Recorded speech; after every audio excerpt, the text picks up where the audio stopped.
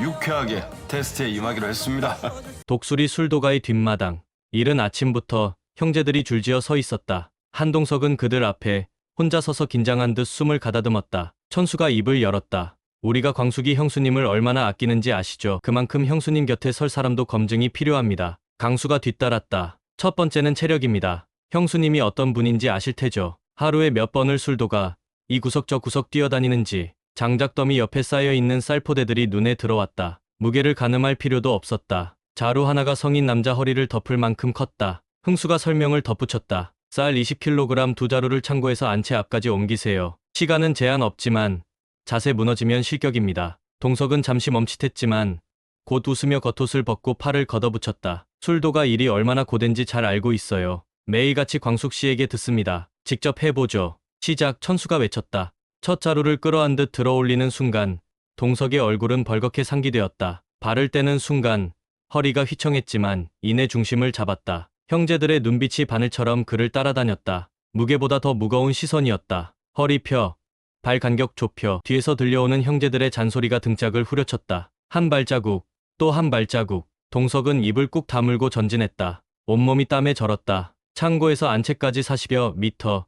그 거리는 끝이 없어 보였다. 첫 자루를 내려놓자마자 숨을 몰아쉬었다. 그러나 쉴 틈은 없었다. 두 번째 자루. 손바닥은 이미 벌겋게 부어올랐고 팔은 후들거렸다. 하지만 그는 입술을 깨물고 다시 몸을 일으켰다. 이번엔 중심이 무너질 뻔했다. 그러나 형수의 얼굴이 떠올랐다. 늘 따뜻하게 웃던, 그리고 술도가를 위해 밤늦도록 발이 부르트도록 일하던 그 모습. 그는 이를 악물고 걸음을 옮겼다. 무릎이 덜덜 떨렸지만 똑바로 걸었다. 안채 앞에 도착했을 땐 말이 아닌 순결로 의지를 증명하고 있었다. 형제들은 말없이 그를 지켜봤다. 범수가 조심스럽게 물었다. 왜 이렇게까지 하세요? 동석은 가쁜 숨을 고르며 대답했다. 형수님 옆에 설 자격이 있다는 걸 말로만 하는 게 아니라 몸으로 보여드리고 싶었습니다. 광숙은 멀리서 그의 모습을 지켜보고 있었다. 눈시울이 붉어졌다. 그런 그의 등에 햇살이 비쳤다. 따뜻하고도 뜨거운 시험은 그렇게 마무리되었다. 체력 테스트가 끝나자 술도가의 분위기는 묘하게 달아올랐다. 형제들 사이에는 감탄과 의구심이 교차했다.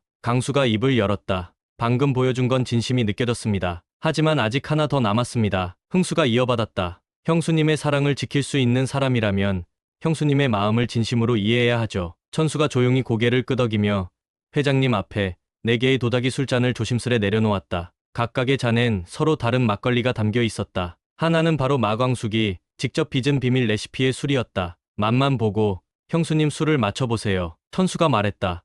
한동석은 잔을 바라보다가 말했다. 이거 전통주 입문 시험인가요? 강수가 웃으며 말했다.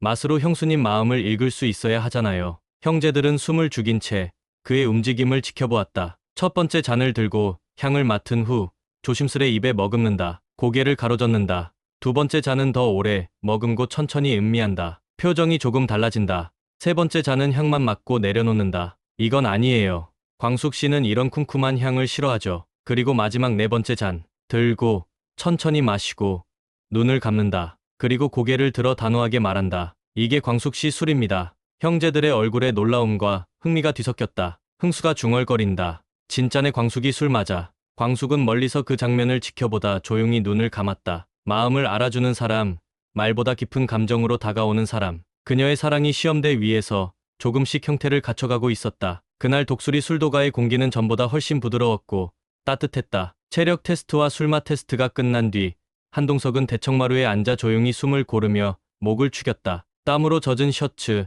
미세하게 떨리는 어깨, 그리고 끝내 미소로 다잡은 그의 얼굴은 그 어떤 말보다 진심을 보여주는 증거였다. 그러나 형제들의 표정은 여전히 묵직했다. 누군가는 입술을 깨물고 누군가는 두 손을 무릎에 올린 채 한참을 말없이 앉아 있었다. 다들 왜 그래? 천수가 조심스럽게 입을 열자 흥수가 한참을 망설이다 말했다. 마음이 복잡해서 그래요. 그 말에 형제들 모두가 고개를 숙였다. 단지 술도가의 가업을 지키기 위해서도, 단지 형수님을 위한 결정을 내리기 위해서도 아닌 진짜 가족으로서 처음으로 마주한 마음의 무게였다. 형수님이 우리한테 어떤 사람인데. 강수가 조용히 입을 열었다. 열흘 만에 남편을 잃고도 우리를 가족이라 품어준 분이에요. 그런데 우리가 이제 와서 형수님의 사랑을 의심하고 시험하고 있다는 게 스스로 부끄러워요. 범수도 고개를 끄덕였다. 사실 나도 동석 형한테 괜히 투정 부리고 괜히 센 척했어요.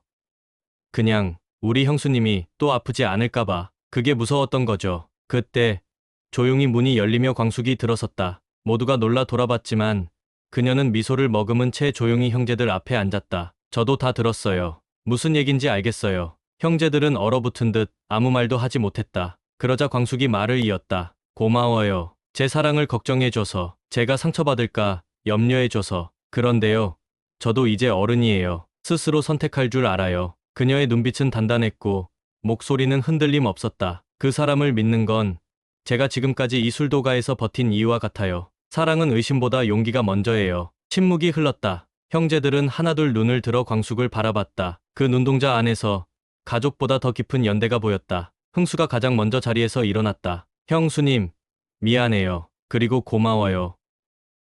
더 이상 형수님 사랑의 시험 같은 거 안 할게요. 저도요. 강수가 따라 일어났다. 형수님 행복을 진심으로 바라고 있어요. 그렇게 형제들은 하나씩 광숙이 앞에 섰고 마치 의식을 치르듯 고개를 숙였다. 마광숙은 웃으며 말했다. 그럼 저도 도련님들을 믿고 더 멋지게 사랑해볼게요. 그 말에 모두가 웃었다. 그 웃음 속엔 이해와 용서, 그리고 가족이 되어가는 진심이 담겨 있었다. 이 순간만큼은 누구도 외롭지 않았다. 그리고 이들 사이엔 더는 시험이 필요하지 않았다. 다음 날 아침, 술도가에는 햇살이 부드럽게 스며들고 있었다. 형제들은 평소보다 느긋한 분위기 속에서 아침을 맞이했다. 전날의 시험과 담소는 오랜 긴장 속에 감춰졌던 감정을 조금은 풀어주었고, 광숙은 오랜만에 한결 편안한 얼굴로 주방에 나섰다. 오늘은 내 손으로 아침 차릴게요. 그동안 도련님들이 고생했으니까. 광숙은 앞치마를 질끈 동염했다. 흥수는 장난스레 두 손을 들어 올리며 말했다. 형수님 요리는 무조건 믿고 먹죠. 한편 천수는 어젯밤 이후 한 가지 생각이 머릿속을 맴돌았다. 형수님 술 맛을 그렇게 정확하게 표현한 사람,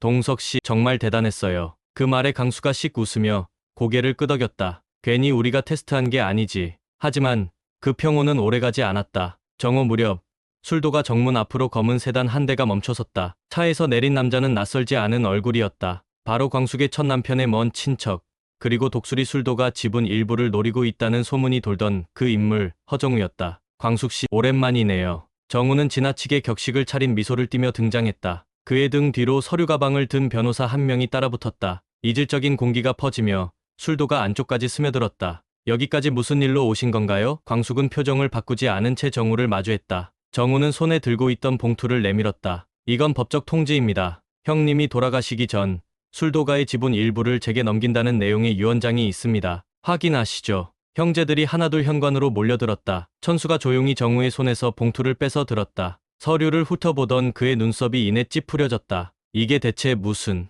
이 유언 진짜입니까? 정우는 천연덕스럽게 웃었다. 진짜든 가짜든 법적 효력을 따져봐야겠죠. 그래서 변호사님도 모시고 왔고요. 분위기는 순식간에 얼어붙었다. 술도가 마당에 서 있던 흥수가 입술을 깨물며 중얼거렸다. 겨우 다시 뭉쳤는데 또 이딴 일로 흔들리게 생겼네. 광숙은 침착하게 정우의 시선을 똑바로 응시했다. 당신, 형 돌아가시고 열흘 넘도록 어디 있었죠? 지금 와서 지분 타령이에요? 정우는 대답하지 않았다. 대신 차가운 미소만을 남기고 변호사와 함께 집 안으로 들어서려 했다. 그 순간 강수가 몸을 가로막았다. 여긴 형수님 집입니다. 허락 없이 들어올 수 없어요. 정우는 눈썹을 치켜세우며 말했다. 그건 법이 판단할 일입니다. 그때까지는 형수님도 주인이라고 장담할 수 없을 거요. 형제들은 서로를 바라보며 묵묵히 고개를 끄덕였다. 술도가를 지키기 위한 또 다른 싸움이 시작되고 있었고, 이번엔 감정의 문제가 아니라 법과 권리의 영역이었다. 평온했던 아침은 짧은 환상이었다. 이제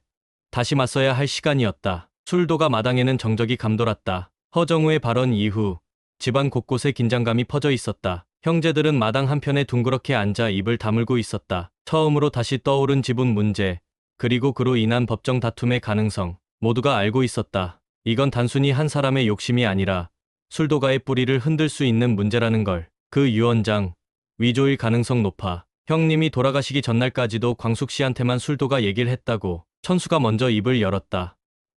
그치. 우리가 본 증거도 있고 형님 유품 정리하며 본 메모도 그렇고. 흥수가 고개를 끄덕였다. 강수는 조용히 광숙을 바라보다 말했다. 형수님, 마음 너무 쓰지 마세요. 이번엔 우리가 앞장설게요. 광숙은 그런 형제들의 모습을 가만히 바라보았다. 마음 한켠이 뭉클했다. 처음엔 자신을 받아들이지 못하던 도련님들이 이제는 자발적으로 나서서 함께 하겠다고 말해주고 있었다. 이 집의 가장이 된다는 것은 단지 이름뿐이 아니라 함께 맞서 싸우는 책임도 포함된다는 것을 그녀는 점점 실감하고 있었다. 그날 밤, 한동석은 조용히 술도가를 찾았다. 정문 앞에 서서 한참을 고민하다가 결국 문을 두드렸다. 광숙이 문을 열고 나왔을 때 그는 말없이 그녀를 끌어안았다. 미안합니다. 내가 지켜드린다 해놓고 또 이런 일이 벌어졌네요. 광숙은 그 품에서 눈을 감았다. 지금은 우리가 함께 지키면 돼요. 나 혼자 아니고 당신 혼자도 아니고. 그들의 눈빛이 맞닿았다. 말없이 서로를 다독이는 시간 속에서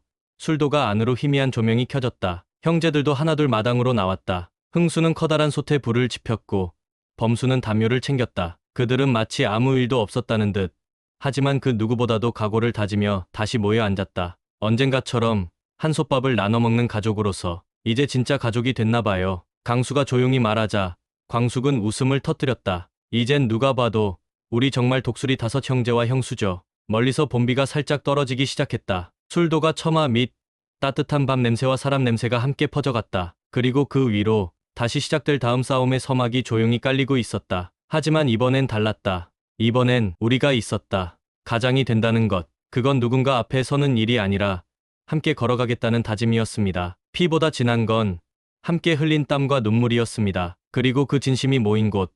그곳이 바로 우리가 지킬 집 독수리 술도가입니다. 다음 회, 그 집을 뒤흔들 또 하나의 파도 속에서 그들은 어떻게 맞설까요? 독수리 오형제를 부탁해. 이 가족의 이야기는 이제 진짜 시작입니다. 다음 회차 예고도 놓치지 마세요. 드로디는 드라마에 멜로디를 붙입니다. 이 뇌피셜이 마음에 드셨다면 구독과 좋아요로 응원해주세요.